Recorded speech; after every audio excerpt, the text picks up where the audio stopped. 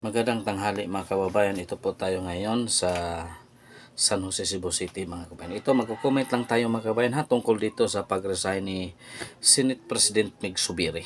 Ha? Ito ang bibigyan natin ng pansin kasi ito napakadali talaga mga kababayan.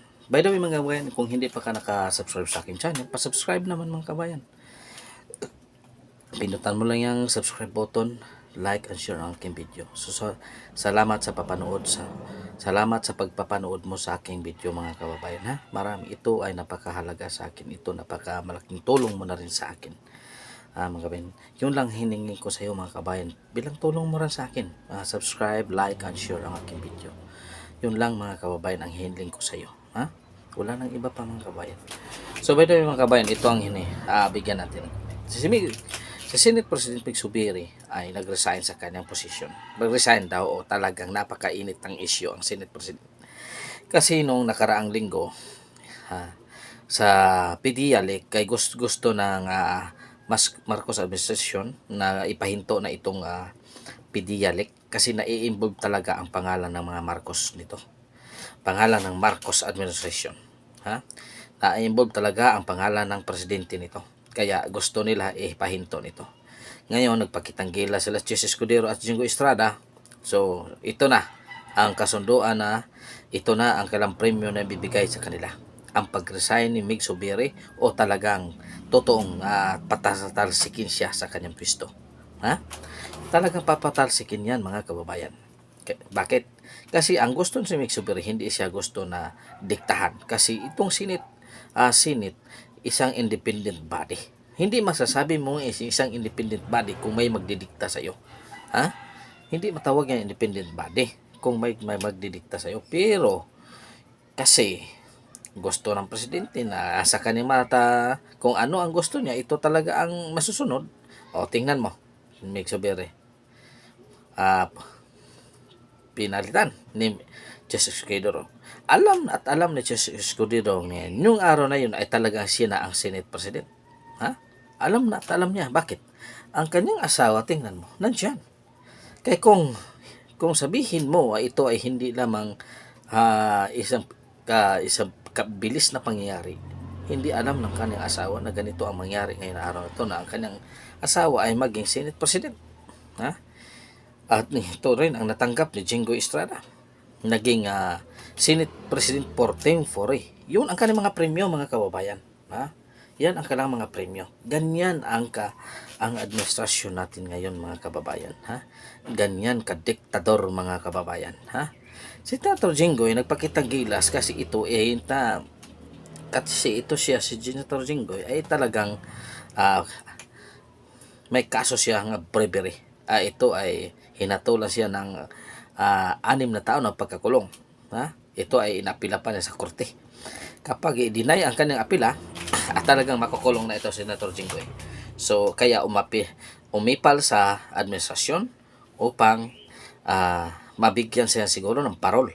O parol para makatakbo ulit ng kanyang sa kanyang posisyon. So, by the way mga kabayan, itong mga tao na to, X na ito sa listahan ko ngayong eleksyon.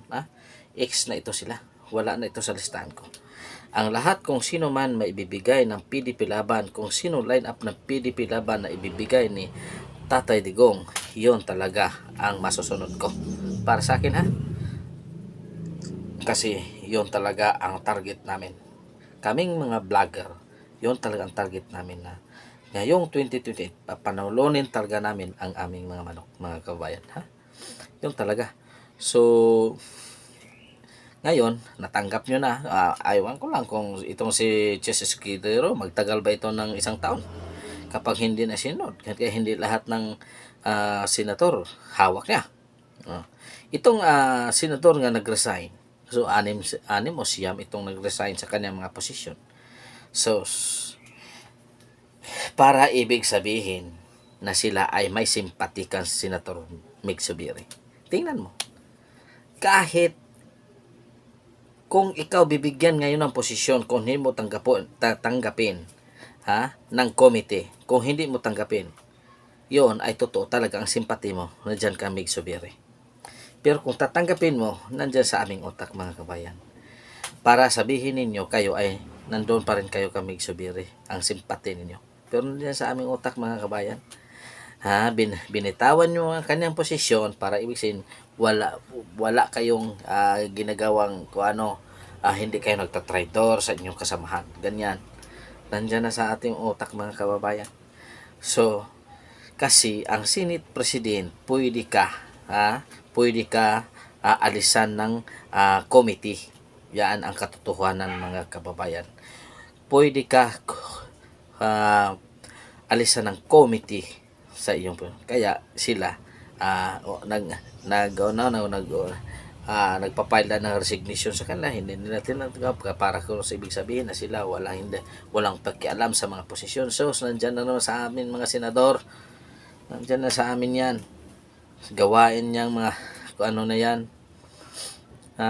gawain nila ng mga hindi mo kami mabubula rito.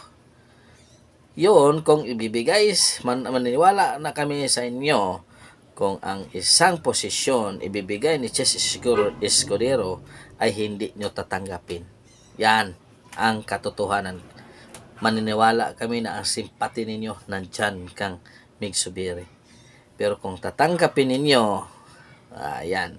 Diyan na sa yung utak mga bayan. Para walang personalan daw, So, dyan sa aming utak mga kabayan, So, by the way mga kababayan, maraming salamat sa suporta mga kababayan, Maraming salamat. So, papaka-subscribe naman mga kabayan para makapag-live na ako mga kabayan. Yun lang hilingin kong tulong sa inyo mga kababayan. Maraming salamat. God is good all the time. God is good. Pitch nyo kanilang tanan mga kababayan.